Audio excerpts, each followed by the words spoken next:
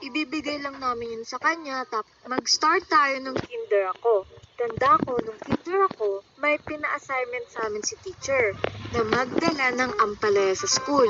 Akala ko, ibibigay lang namin yun sa kanya tapos iuwi lang niya. Pero yun pala, Yung mga ampalaya na dinala nyo, kailangan kainin niyo yan at ubusin. ano? Malalaki na kayo, kaya dapat marunong na kayo kumain ng gulay. Teacher, hindi pa to luto. Okay lang yan, masarap yan. Mas masustansya nga kapag kinain niyo yan ng hilaw eh. Ito pa naman pinakaayaw mong gulay, pait-pait pa naman ito. Oh, tignan niyo si Miss Pabida. Very good. Kumakain. Kaya kayo, kumain na kayo. Buti nakakayanan mo kumain yan. Sinanay na kasi ako ni Mama kahit ayoko. Papaluin niya ako kapag hindi ako kumain. Ba't ang sungit mo? Halos lahat ng mga kaklase ko, kumakain na. Ako na lang yung hindi pa. Natatakot ako nun baka makita ko ni teacher na hindi pa kumakain. Kaya napilitan na ako kumain at ito na ang isa sa hindi ko makakalimutang nangyari sa akin.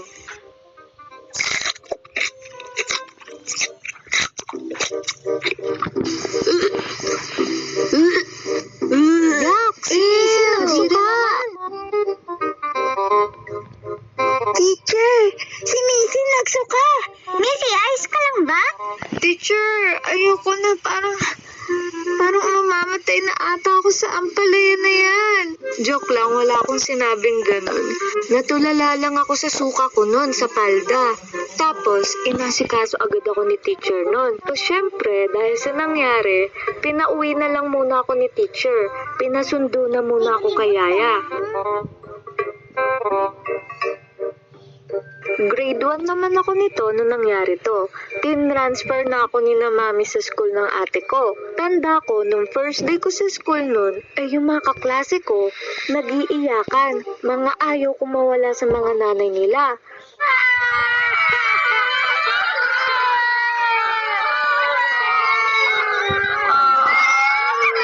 Ma, huwag mo akong iwan. Ma, ayokong pumasok. Ma, magdo-Doraemon na.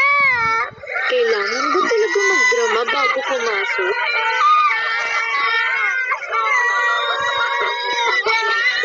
Ano yun, Missy? Ma, huwag mo akong iwan. Ayokong pumasok. Tanda ko, nung nagdadrama ako, natutuwa si mami nun tsaka yung katabi niyang nanay. Hindi niya alam, uma-acting lang ako nun, no? Isip ko kasi nun, baka isipin ni teacher at nung ibang mga magulang na hindi ko love si mami. Kaya nakagaya na rin ako sa iba kong kaklase. Missy, kailangan mo na pumasok.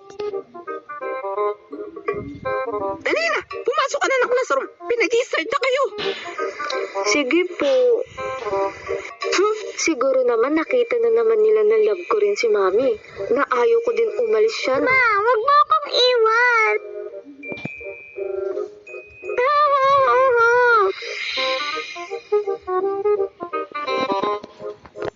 Ma, huwag ka nang umalis. Dito ka lang.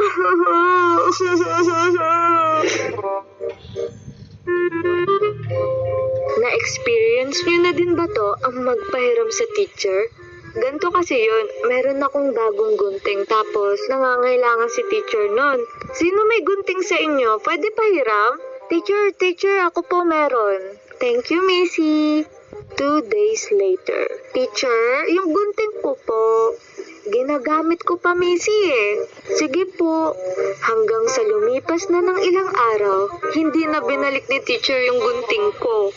Pinapaalala ko naman lagi kay teacher yung gunting ko, pero palagi na lang di pa tapos gamitin. Kaya simula nun, kapag may nanghihiram na teacher nun, hindi na ako nagpapahiram. Pagkukunwari na lang ako na wala ako nun. Kayo, nagpahiram na din ba kayo sa mga teacher nyo? Nabalik ba o hindi? Nasa CR naman ako nito, umiihi. Yak, kadiri naman, may mga kulangot. Para babae ah. May mga sulat pa. Hindi ba nililinis to? Private school ba talaga tong pinasukan ko? Yan talaga pumasok sa isip ko noon nung nakita ko yun. At kahit yung CR sa kabilang building, ang pangit din ng CR. Isa sa sikat na private school na yun sa lugar namin ha. Pero yung CR, grabe, bagsak.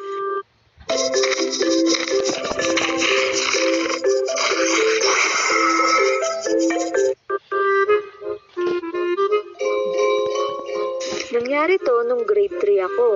Bumili si mami ng computer nun. Wow, may computer na! Nung ginagamit ko na yung computer, may napansin akong icon. Puno siya tapos ang name, Genesis. Nung clinic ko yun, ay grabe, ang daming laro. Tulad ng Aladdin, Little Mermaid, Batman, Battle City, Sonic, at iba pa. Basta from A to Z ang listahan niya. Tapos, na-addict ako sa paglalaro nun. Kaya, hala, ang baba ng grades ko. Matatanggal na ako nito sa pilot section. Hindi ko na magiging kaklase mga kaibigan ko. Nasa huli talaga ang pagsisisi at nangyari nga yung kinatatakutan ko. Tapos, nung grade 4 na ako, nasa pangalawang section na ako. Tanda ko, nung first day ko pa lang sa pagiging grade 4 nun, napapatingin ako sa pilot section nun. Doon dapat ako eh. Ba't kasi ako na-addict sa paglalaro? Ilang araw akong di makamove on nun. Tapos eto pa, nung pumasok na ako sa classroom, bukod sa bago mga kaklase, may nakita akong kakilala ko. Nagulat ako nun. At alam niyo ba kung sino nakita ko? Si Bruhilda lang naman. O sa mga bago kong viewers dyan, kung di nyo pa kilala si Bruhilda, panoorin nyo tong dalawang to. Ah, si Bruhilda.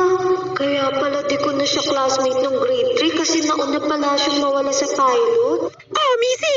Kaklase pala kita! Kampangit ang grade 4 ko ngayon ah. Kailangan sa grade 5 makabalik na ako sa pilot. Nagsipag ako mag-aral nun. Nag-stop na rin ako sa paglalaro ng computer nun. Nag-stop o tinanggalan ka lang ng computer? At syempre, kahit nagsipag na ako mag-aral nun, hindi ko pa rin maiwasan ang feeling na tamarin pumasok. Tanda ko 1 week akong absent nun.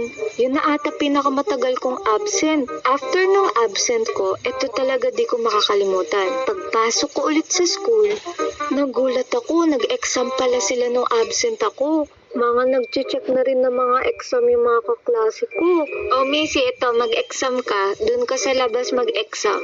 Hala, di ako ready. Di ako nakapag-review. Sige po, teacher.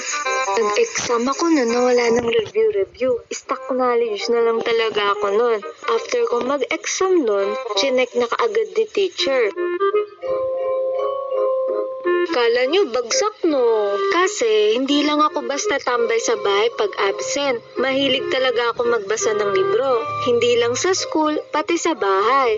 Kaya nagulat talaga ako noon na nasa exam yung mga binasa ko. Tapos, tanda ko, nung tinitignan ko yung exam ko, narinig ko yung dalawa kong kaklase sa likod ko. Sabi ko sa iyo, mas mataas pa rin si Missy. Ba't ba ako pinag-uusapan nitong dalawa?